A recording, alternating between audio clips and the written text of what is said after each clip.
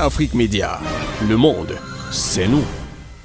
Mesdames, Messieurs, des différentes agences de presse, je voudrais vous remercier, je voudrais vous présenter la délégation ou les membres du cabinet qui m'accompagnent ici. Vous avez le ministre d'État Kirili Bangoura, ministre secrétaire général de la présidence de la République, et vous avez l'interlocuteur principal ou important du jour, le ministre de la Sécurité, qui, sur le détail des petits problèmes ici et là, pourrait vous donner l'information. Je voudrais sincèrement vous remercier et se féliciter de la première journée. La journée s'est bien passée. Les populations guinéennes ont montré leur attachement à la démocratie et leur maturité dans ce processus démocratique. Pas d'incident majeur. Les choses se sont passées dans les règles de l'art, dans les prescriptions du code électoral guinéen. Des petits incidents ici et là, s'il y en a, le ministre vous fera le point. Je voudrais vous féliciter donc les populations et féliciter le président de la République quand même, dont l'adresse a été entendue, parce qu'il a demandé aux populations de répondre dans le civisme, de venir dans ce scrutin avec l'esprit d'ouverture, l'esprit de la fraternité, et ne rien faire qui puisse compromettre, mettre en danger le tissu social. Je pense que cet appel, à ce stade du processus, ça a été entendu pour cette première journée. Je dois également remercier les observateurs, y compris quelques ambassadeurs qui ont fait le déplacement pour visiter les bureaux de vote, parce que l'observation extérieure donne le sentiment aux uns et aux autres, je parle des compétiteurs, que nous ne sommes pas seuls. On est suivis. Donc on fait attention. Ça, c'est une bonne chose. Le défi reste important. C'est d'abord la sécurité, garantir la sécurité. Les structures de sécurité ad hoc mises en place pour accompagner le processus fonctionnent.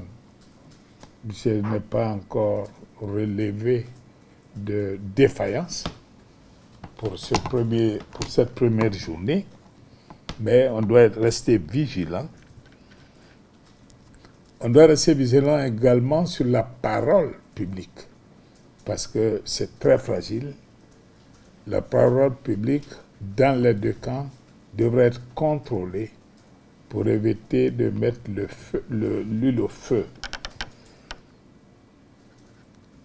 Là-dessus, il y a un aspect sur lequel j'aimerais insister, que j'ai discuté à ma dernière rencontre à la veille du scrutin avec le monde diplomatique, notamment les ambassadeurs occidentaux, pour leur dire que tout doit être fait des deux côtés pour que l'engagement soit réel, du côté de tous les compétiteurs.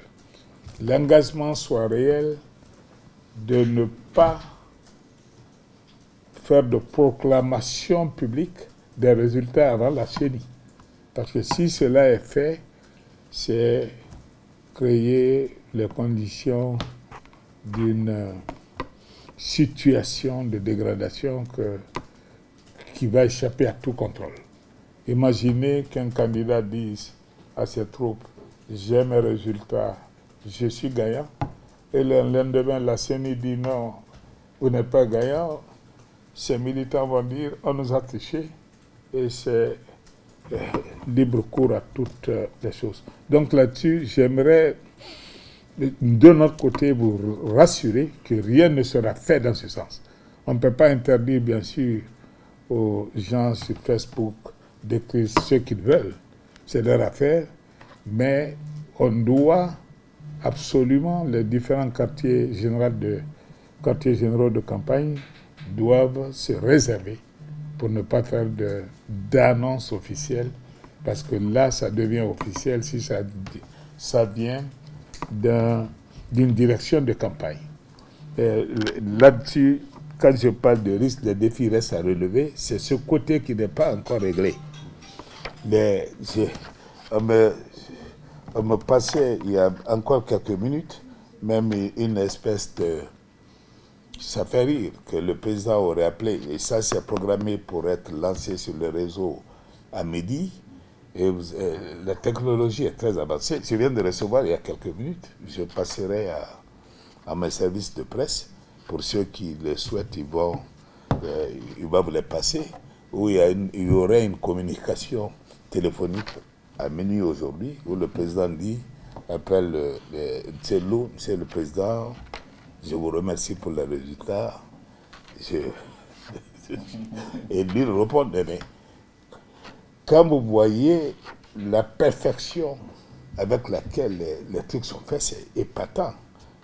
S'il te plaît, bien, je te prie de prendre note. Je vais t'envoyer pour ceux de la presse internationale qui souhaiteraient disposer de cela. Ça veut dire qu'on est dans un environnement de fake news. Et il nous appartient, nous, gouvernement, de prendre toutes les dispositions pour garantir vraiment la sécurité, parce que c'est cela qui compte. Mais il appartient aussi aux candidats de faire preuve de responsabilité. Parce que le scrutin est important. On est à un stade, ce n'est pas simplement le gouvernement, c'est tout le monde qui doit être engagé pour garantir cette sécurité. Sinon, les dérapages sont possibles. Je voudrais me limiter là en vous remerciant et en demandant au ministre de la Sécurité de vous faire part de petits incidents ici et là, qui sont portés à notre connaissance. Merci, monsieur le Premier ministre. Très bien. Merci beaucoup. Je vais commencer sans doute par les bonnes nouvelles. On a recoupé nos informations avec celles d'une ONG, enfin d'un groupement d'ONG, WANEP Oziwa, sur l'organisation en tant que telle, qui a noté que le matériel technique était disponible dans 94% des bureaux de vote. Dans 82% de ces bureaux de vote, ils ont été couverts par les observateurs. Tous les 5 membres des bureaux de vote étaient présents. Il y a également quelques incidents rapportés, assez mineurs, le refus d'accès à certains observateurs WANEP dans des bureaux à Ouessou, également à Bentouraya, à Koya, quelques pratiques d'intimidation dans certains bureaux, notamment à Farana, à Dingirai, et puis des altercations entre des électeurs et des membres de bureaux de vote. Ça, c'est plutôt assez édulcoré comme rapport. Par contre, ce qui nous inquiète le plus, c'est ce que M. le Premier ministre a dit tout à l'heure, c'est la suite du processus. Sachant qu'il y a eu quand même des endroits qui m'ont été rapportés il n'y a pas très longtemps, où des délégués n'ont pas pu accéder à des bureaux de vote. J'ai noté qu'à Télémélé, les représentants du RPG n'ont pas pu être présents dans plus de 50 bureaux de vote parce que menacés. À l'Abbé, les délégués du RPG qui sont venus de Conakry n'ont pas pu être installés. Ils ont été remplacés par des délégués locaux, sous prétexte qu'ils étaient arrivés en retard, et ils n'ont pas pu non plus voter ce que la loi leur permet. À Saline Diouyebe, il y a eu plus de votants que d'inscrits. Il y a du bourrage d'urnes. À Tibi Madina, un bureau de vote a refusé de laisser entrer les délégués du RPG. Bref, ce sont un certain nombre d'incidents que nous ne voulons pas commenter pour le moment, puisqu'ils vont être rapportés, documentés par les procédures en vigueur et être livrés. Je vous les donne à titre d'illustration pour dire qu'il y a eu quand même des endroits où il y a eu un certain nombre d'incidents qui méritent d'être rapportés et en toute transparence, en espérant que la lumière sera faite sur ces incidents-là. Ce qui est le plus inquiétant, c'est ce qui se passe actuellement sur les réseaux sociaux. Le Premier ministre a dit que tant que ça restait dans la limite d'un certain nombre d'acteurs, de communicants qui s'amusaient à faire des pronostics, ça allait.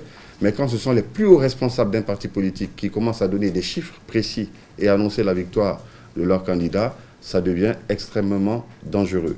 Nous avons également actuellement enregistré un message qui passe en boucle sur les réseaux sociaux avec un message diffusé au nom du président de l'UFDG et de la présidente de l'UFDG et qui demande la mobilisation générale dès que Dalin va se proclamer vainqueur, car la victoire est pour lui. Le message demande aux militants du courage et de la bravoure. La mobilisation doit être comparable à celle du jour de l'arrivée de Selou. Voilà un peu le genre de message totalement irresponsable que nous souhaitons pouvoir arrêter dès maintenant par ce message d'apaisement que vient de donner M. le Premier ministre et par cette alerte que je vous donne ici, parce que nous avons suffisamment bien travaillé dans la journée d'aujourd'hui pour éviter que des comportements tels que ceux-là viennent ternir l'image de ce processus. Voilà ce que je voulais rajouter, M. le Premier ministre, avec votre permission. Afrique Média, le monde, c'est nous.